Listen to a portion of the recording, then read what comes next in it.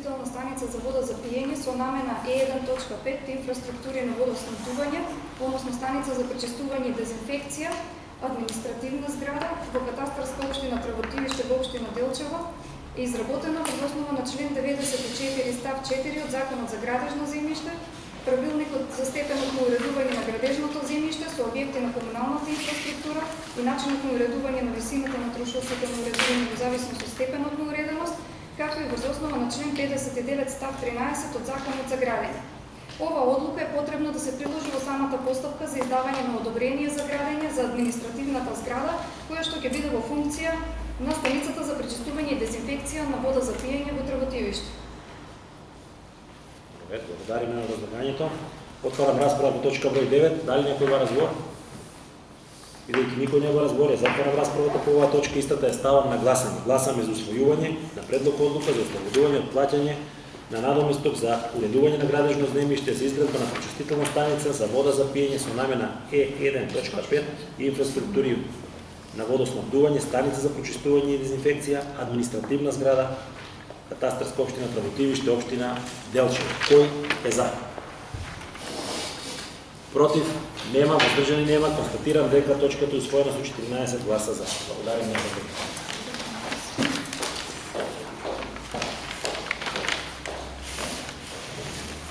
Точка број 10. Заклучок за усвојување на тромесечниот извештај за финансиското работење на јавното комунално предпријатие Брегалница за Делчево за периодот 1.1.2022 до 31.3.2022 година. Образлагач Марија Сумрачка, сметководител, и Стојче Стојковски, директор. Појде.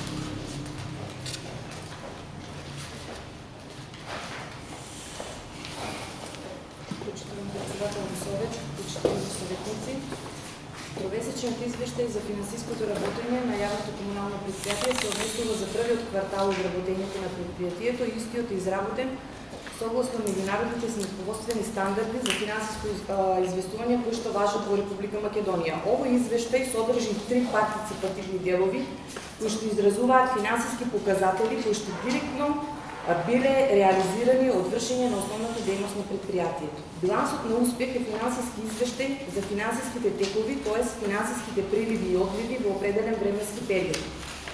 Во првиот дел од овој извештај се презентирани главните приходи и расходи на предпријатието за извештајниот период, заедно со финансискиот резултат од работењето, заклучно со 31.3.2022 година. Така што вкупно остварените приходи од вршење на дејноста на предпријатието за извештајниот период изнесувале 11.102.090 денари, а вкупно направените расходи за вршење на дејноста на предпријатието изнесувале 11.448.044 денари. Аналогно на ова, изведен како разлика од вкупно остварените приходи и вкупно остварените расходи во работењето на предпријатието, утврден е финансискиот резултат за извештајниот период, кој што покажува загуба во работењето во износ од 345.954 денари. Во делот на приходите, можеме споредбено со ланскиот прв квартал да констатираме дека предпријатието ги зголемило приходите од вршење на својата дејност во вкупен износ од 331.586 денари, кое што зголемување се забележува кај аналитичките ставки, кај приходите од гробна такса, приходите од затезни камати од работење со неповрзани субјекти и приходите од одржување на паркови и зеленини. Во делот од извештајот кој што се презентирани расходите за првиот квартал за фискалната 2022 година, споредбено со ланскиот прв квартал, можеме да констатираме дека предпријатието ги зголемило расходите во вршење на основната дејност во вкупен износ од 598.004 денари. Ова зголемување се јавува кај синтетичките конта. 400 потрошени суровини и материјали, зголемување за 224.789 денари, 420 вкалкулирани бруто плати, зголемување за 698.320 денари, 432 синтетичко конто трошоци за амортизација на патнички и транспортни возила, зголемување за 279.000 денари, а синтетичко конто 469 останати расходи од работењето, зголемување за 80.115 денари. Кај останатите синтетички конта на кои што се евидентирани одделните видови на трошоци, може да се констатира дека трошоците бележат тенденција на пад. Амортизацијата на постојаните средства е пресметана во согласно со сметководствената политика на предпријатието, која што се признава и вреднува со примена на праволиниската метода, со примена на годишни амортизациони стапки утврдени со соодветната номенклатура и тоа. Зградите со стапка од 2,5%, моторните возила со стапка од 25%, компјутерската опрема со стапка од 25%, мебел, постројки и опрема од 10 до 25%. Купната пресметана и калкулирана амортизација на постојаните средства, заклучно со 31.3.2022 година, изнесувала 1.391.174 денари, од која што 511.701 денар отпаѓа на градежните објекти, 177.591 денар отпаѓа на постројките и опремата и 701.882 денари отпаѓа на патничките и транспортните возила. Во вториот партиципативен дел од извештајот е презентиран процентот на наплата на побарувањата кај физичките лица, односно домаќинствата, правните субјекти градскиот пазар за туристење на тезги, заклучно со 18.4.2022 година, од кои финансиски показатели може да се види дека ненаплатените побарувања кај физичките лица се задржале на процент од 34% или во износ од 2.499.704 денари. Кај правните субјекти процентот на ненаплатени побарувања бил 40% или во износ од 735.146 денари. Кај градскиот пазар процентот на ненаплатени побарувања изнесува од 30% или во износ 66.732 денари. Во резимето за процентот на наплата е заклучено дека вкупните ненаплатени побарувања за извршени услуги на предпријатието заклучно со 18.4.2022 година изнесувале 3.301.582 денари и е посочено дека за зголемување на паричните текови во предпријатието и одржување на општата ликвидност на истото, како способност да може да ги измирува обврските спрема добавувачите, потребно е посебен осврт да се стави на процентот на наплата, бидејќи преку него се обезбедува приливот и одливот на жирални пари, а предпријатието може да биде ликвидно кога поседува доволно парични средства да ги исплати доспеаните обврски спрема добавувачите. Во вториот дел од извештајот се презентирани обврските на предпријатието спрема добавувачите, кои споредбено со ланскиот прв квартал бележат тенденција на пораст во износ од 3.982.469 денари. Паричните текови еквиваленти заклучно со 31.3.2022 година во споредба со ланскиот прв квартал бележат намалување во износ од 1.206.315 денари. Во овој дел, значи, мораме ние да интервенираме преку процентот на наплата, односно обезбедување што повисок процент во делот на ненаплатените побарувања од купувачите, што значи и обезбедување на поголеми приливи на жирални пари во предпријатието, аналогно на ова строга контрола и анализа во делот на расходната страна на предпријатието, со што би се зголемила општата ликвидност на истото и би се намалиле загубите во работењето на предпријатието во иднина. Ако имате прашања, ви стојам на располагање, да. Благодарим на возлагањето. Отварам расправа по точката број 10, заклучок за усвојување на тромесечните извештаи за финансиското работење на јавното комунално предпријатие. Дали некој бара збор? Благодарива. Пред да земно зборно, сега намери на процедурално излагање да дадам. Најправим, од самиот факт дека во 7 месец ние ќе донесуваме заклучок, тоест ќе гласаме извештај за финансиско работење на првиот квартал. Малку ми е симптоматично на некој начин. Причина што ние неколку пати не тргавме од точки на совет на јавното комунално предпријатие од неколку причини. Чисто сакам едно прашање до вас како председател на советот. Дали беа оправдани отсуствата на повиканите образлагачи од ваша страна, точно конкретно за овие два точките беа ставани на дневен ред и тргани многу пати за тоа што образлагачите од различни причини не беа тука. Нормално оправдано сите и директорот во еден наврат телефонски, нормално пред советот, 2-3 дена пред совет, ние ви дека нема да биде возможно. И Марија како образлагач имаше здравствени проблеми, мисля дека имаше. Кога немаме образлагач, нема кој да ни образложи точката и не можеме да разгледуваме. Сега гледате кој убаво кога се тука и директорот. Марија, се што ќе питаме, ќе може да ни биде образложено. Това е била причина за да може да ја одложуваме точката и толку касно да ја разгледаме. Иначе во мој интерес е уште првиот пат да ја разгледана, да не ја читам едно 100 пати. Ако е одговор на прашањето. Повеќе. Значи, во тој контекст не сакам само да напомнам дека нели според член 195 од деловникот на работа на Советот, кој јасно и декларативно вели дека ръководните лица имаат право и нагласувано обврска да учествуваат во работа на седница на Совет, кога на тие седници се пренесува предлог на акт во кој се уредува прашање што се однесуваат на установи и предпријатија со кои тие ръководат. И член 197 кој вели дека ако ръководното лице е спречено да учествува во работа на седницата, може да определи во работата на седницата да учествува друг представник. Затоа, нели, сега обраќање како Томасов председател, вие, моје мислење дека не требаше да ја понесе точката од дневен ред на седницата под образложение дека не се добри допис од ЕК правилницата дека образлагачот по точка не бил безбеден во случајот Марија. Спротивно на член 195 по кој требаше да се обезбеди, значи, ръководното лице или во случајот директорот како образлагач по оваа точка, кој по член 195 од деловникот има обврска на гласуван да учествува на секоја седница кога се пренесува точка што се однесува на институцијата во која ръководи, бидејќи нели ние во случајот имаме добиено писмено оправдање од Марија, а од директорот усмено. Мислам дека директорот не бил спречен да присуствува на седница, туку вие упорно нагласувате дека треба да биде одговорност ръководител.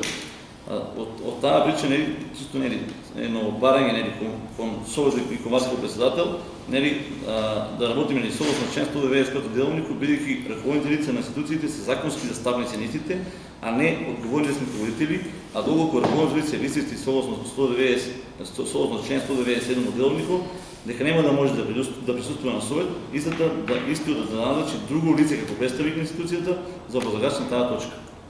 Добро, уред, не ја прифатим забелешката процедурално. За работата на Советот и точките на Советот се грижи председател на Советот по своји убедувања. Јас сум оценил дека таа точка не треба да биде на дневен ред, затоа што образлагањето нема да биде доволно добро како што е сега. Нема да биде стручно. И нема да биде стручно. И ако биде повторно па во иста ситуација доведен, повторно ќе постапаме исто. Вика, ако ръководното лице е спречено да учествува работата на седницата на Советот или работното тело, може да определи, ама не мора да определи друго лице. Може да определи, а не мора. За мене од суштинска важност образлагачот да ги има потребните информации кои што ќе му се битни на секој ден советник, а не оправданието лекарско дека нема да може да дојде некој да ја образложи точка. Това не е од суштински карактер. Од суштински карактер е кога ќе дам точката на дневен ред, да имаме здраво образложение, да не се чудиме кога ќе питаа советниците дали така, да грчиме раме и да викаме писмено ќе ви одговори. Това е битно образлагачот, вистински образлагач да е тук. Ако е како одговор на твојата забелешка, кога би бил ставен повторно во истата ситуација, повторно исто би поставен. Поле? Исто, во делот на писмените одговори, мислам, има и претходниот пат на Совет, констатиравме дека писмените одговори кои што се насочени кон некои институции, сега во случајот од ЕКП Беганица, или не се доставуват, или не се доставуват деловни одговори. Исто во тој дел сакам да реагирам, за да бидеме Знаете дека јас како председател на Совет се заложив дека секој прашање мора да биде одговорено и инсистирам на това. Дури пуштихме со службите заедно циркулаторно писмо до сите институции на општината, во кој што ги подсетихме дека ако има заборавено прашање кое стои неодговорено, повторно. Това е единствената можност која имам да направам, да ги опоменувам. Дури се заканихме на институциите дека нема да ставаме нивни точки на дневен ред додека не ги одговорат прашање. Повеќе од това, верувате ми дека не мога да направам. Апелирам повторно јавно до сите институции. И денеска имаме точка која е прашања и предлози на членови од Советот и денеска ќе добијат прашања во разумен временски рок, не подолго од една недела, да достават до советниците одговор кој што ќе биде исцрпен, целосен. Од това не са прашања само на советниците, туку се прашања на граѓаните кои што преку нас ги поставуваат. Мојот став го знаете за работата на Советот и мисля дека нема потреба од дополнителни замечки. Дали некој друг советник бара збор? Повелите. Сакам да прашам третиот дел, кога се парични текови, Евростат максимум да стоят пари. Тие пари Евростат да се тече, Тие пари ние вече не можеме да се справим. Добро, треба да бидат исплатени на активна Тие се регламентирани како спорни суми. Да, тие се пари на комуналните предприятия. Значи има постапка за враќање на пари. Има постапка, ама мисла што е до нас како јавно предпријатие, значи целата постапка е спроведена. Само што нема крајен блок од таа постапка, не е ништо завршено. Дали некој друг бара збор? Сакам да прашам во конкурс 469 останати расходи од работењето, многу е голема разлика како во 2021 е 3, а во 2022 е 80.111.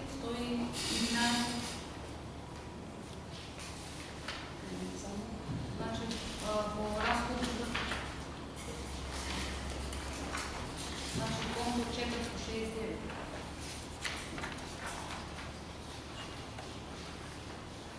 Што е причина за толку големи?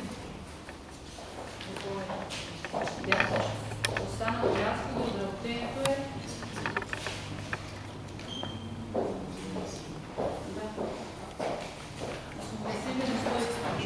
Значи, на прашањето можеме писмено да ви одговориме. Пошто на таа конкретната синтетика има книжено повеќе видови на трошоци, кои не могат да ги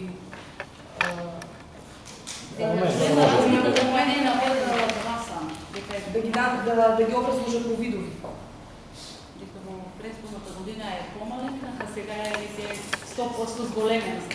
Не мога ништо да кажа до моментот, значи е написано. Добро, ќе добиете писмен одговор. Дали некој друг бара збор? Значи, волност во делот на извештај каде што презентирана расходна страна на вработење на предпријатието, значи конто 400, потрошни материјали и суровини. Значи, сакам да прашам, на што се должи ова зголемување на трошците од околу 200.000 денари во споредба со ланскиот прв квартал, бидејќи според мене овие трошоци најверојатно сте ги зголемиле бидејќи сте имале поголем обем за извршување на услугите, а тоа значи дека сте оставили поголем фактурна реализација или просто кажано сте потрошиле повеќе за да остварите поголем финансиски резултат. Но реализацијата на приходите во споредба со ланскиот прв квартал бележи благ пораст на приходите за околу 330.000 денари, па за мене е малку нелогично и симптоматично ова зголемување на оваа ставка. Значи, затоа барам од вас да ми доставите писмен одговор зашто се потрошени овие средства евидентирани на конто 400. Што ми е прашање кој што барам да ми биде одговорно, не делно одговорен, писмен. Прашање број 2. Значи,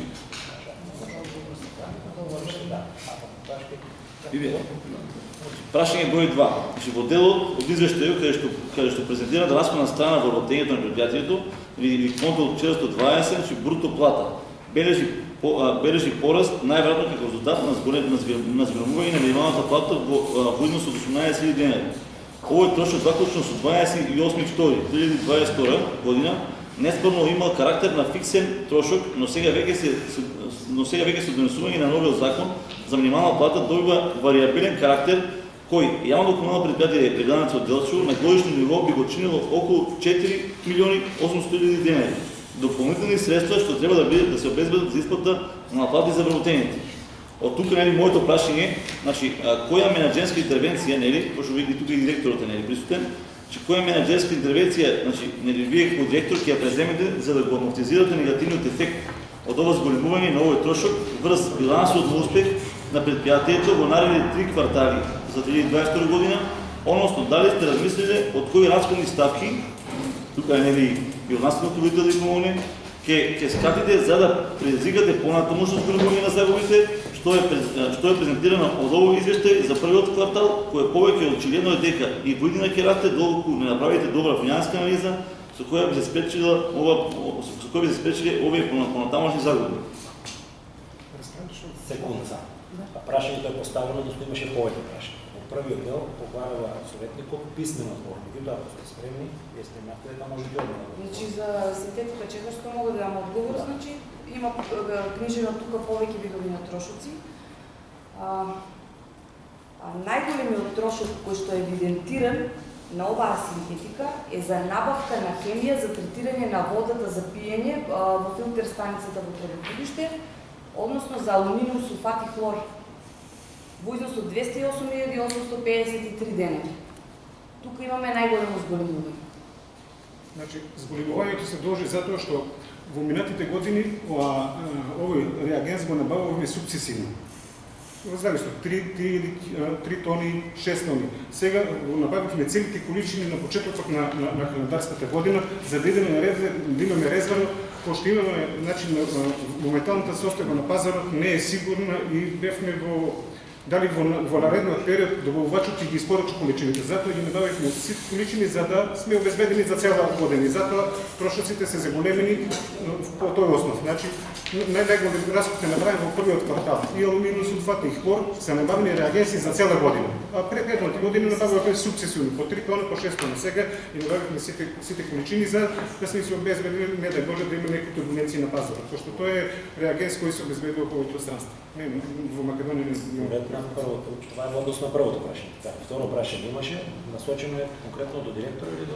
Значи, конкретно кон директорот, во колку не може да говори сам, значи има сега асистенција од комитетот. Значи, станува збор, значи, кон 420, значи, бруто плата, кој што бележи пораст, најверојатно во зголемување, како резултат на зголемувањето на минималната плата во износ од 18 денари, значи, овој трошок, заклучно со 28.2.2022 година, неспорно има карактер на фиксен трошок, но сега веќе се суденесување на новиот закон за минимална плата добива вариабилен карактер, кој јавното комунално предпријатие годишно на годишно ниво би го чинило околу 4.800.000 денари дополнителни средства што треба да се обезбедат за исплата на плати за вработените. И од тука, пошто постои ризик дека тие средства не може да бидат исплатени, значи, може да прашање лице кон директорите, која менеджерска интервенција вие како директор ќе ја преземете за да го амортизирате негативниот ефект од ова зголемување на овој трошок врз билансот на успех на предпријатието во наредните 3 квартали за 2022 година, односно дали сте размислиле од кои расходни ставки ќе кратите за да не се предизвика понатамошно зголемување на загубата, што е презентирана во овој прв квартален извештај, која повеќе очигледно е дека и година ќе расте доколку не направите добра финансиска анализа со која би ги спречили овие понатамошни загуби. Благодариме на прашањето. Дали можеме сега да добиеме одговори? Да. Значи, цените на услугите кои ги ние даваме се утврдуваат во текот на предходната година. Во 2021 година беше одржана седница на Совет на општина Делчево, каде беше утврдени цените за 2021, 2022, 2023, 2024 во водоснабдувањето и ведувањето на урбаните отпадни води, додека цените на другите комунални услуги што ги дава јавното комунално предпријатие се од пред 10 година. 2011 година последен пат е вршена корекција на цената во однос на собирањето комуналното отпад. Ние како јавно комунално предпријатие, значи, не определуваме минималната плата и тачно таа е најголем трошок. Во првиот квартал не е влезена минималната плата, да расте што зголемува минималната плата, тоа највеќе ќе се одрази сега во овој квартал, во вториот квартал, од март месец наваму, каде ние имаме зголемување околу 450 до 500.000 само по основ на зголемувањето на минималната плата на околу 40 и нешто вработени кои беа испод минималната плата. Нашите согледувања и мерки што ќе ги преземеме се секако во насока и во согласно со законот, законските прописи кои ни дозволува. Тоа се законот за водоснабдување и законот за комунална хигиена. Регулаторната комисија не има утврдено тарифи за вода и тие се движат во распон, имаме распон од околу 7 динари кој може да се кореспондира во корекцијата на цената во зависност од покачувањето на реагенсите, на моменталната електрична енергија и така натаму.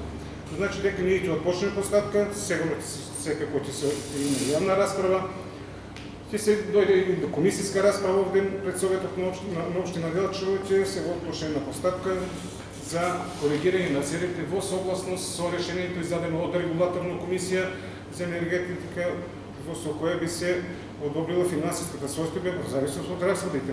Регулаторната комисија не ги определува цените во зависност од расходите кои ги имаме направени.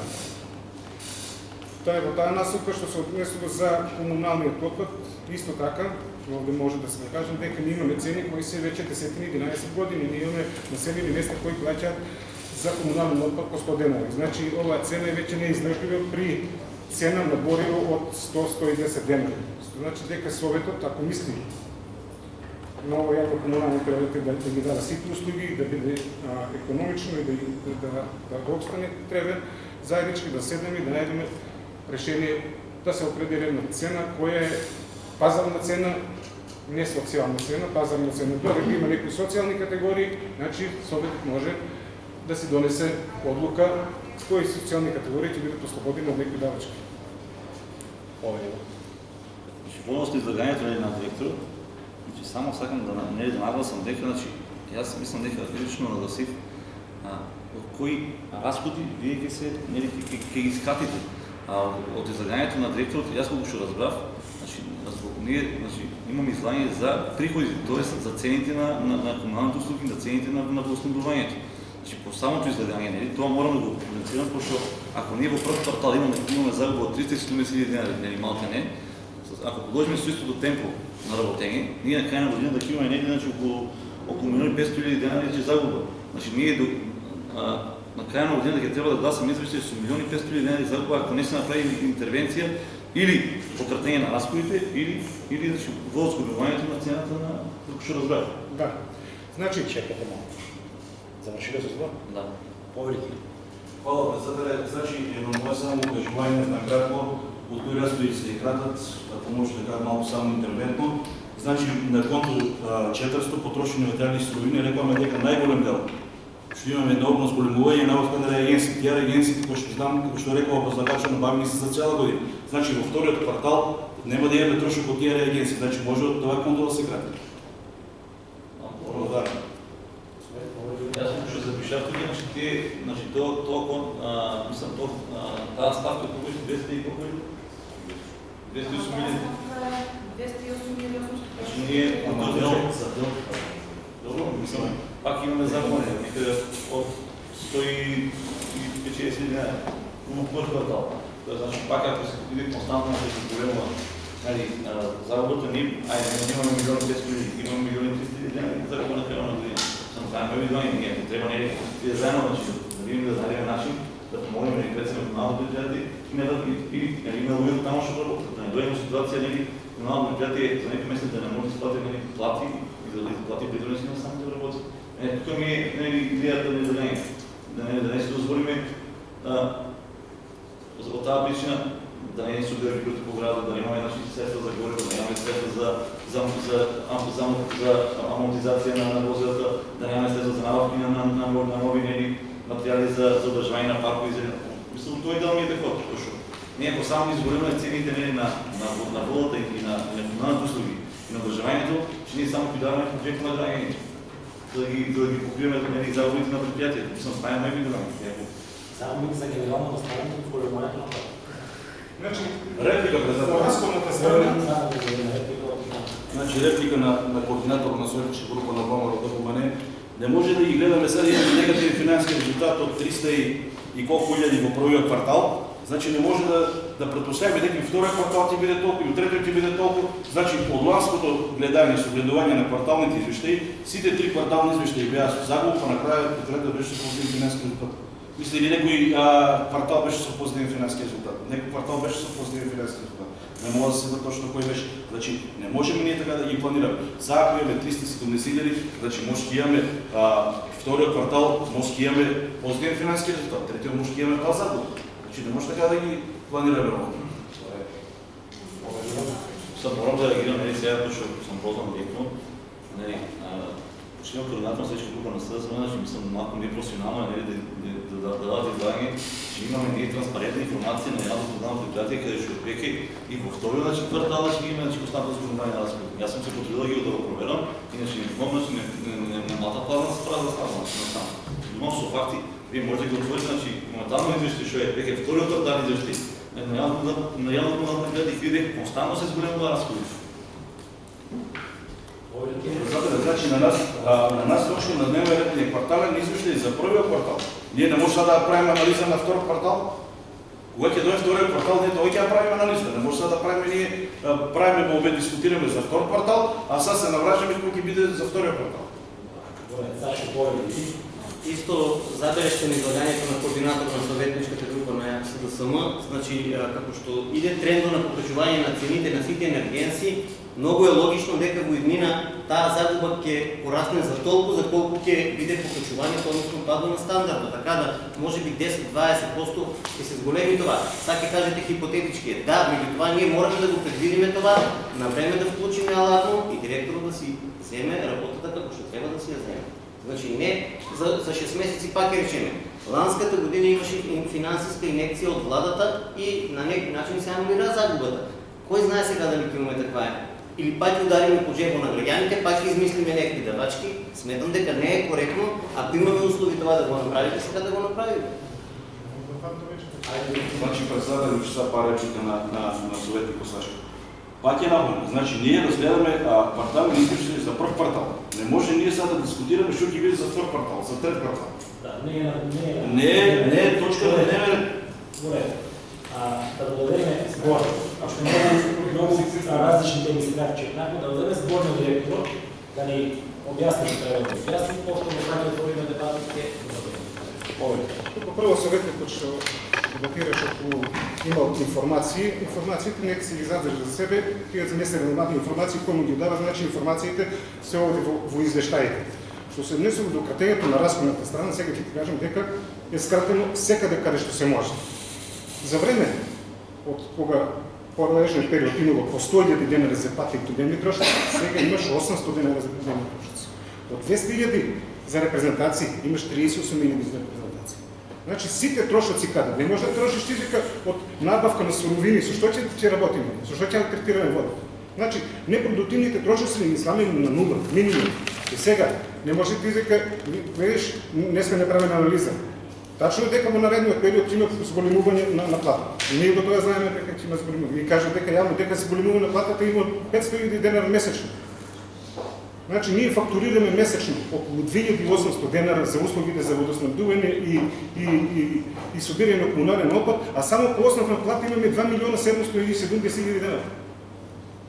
И приходи од други услуги што ги даваме приклучок на нов водомер, стигнуваме некако едва и крај со крај да развиваме. Значи мора да се регулира. Законот за комунална хигиена јасно кажува дека кој ја плати услугата. Не може ти за 100 денара ние да носиме од разлоци, да носиме ѓубри да изнесуваме. Ти си плати реална цена, пазарна цена. Што се внесува до снабдувањето со водоснабдувањето, одведувањето на отпадни води. Регулаторната комисија ни утврдена цена. Ние ќе побараме таа цена од советот да гледа. Ние не сме социјално установата да третираме вода без пари. Значи мора да има корекција на цените. Не е издржливо, иначе како ние ќе работиме по цена од 2011 година кога платниот фонд за сите вработени на поголем број вработени, 94 колку се биле вработени, сега да намалихме бројот на вработени на 89, е бил 1.300.000, сега е 2.770.000 со истите цени. Не е одржливо.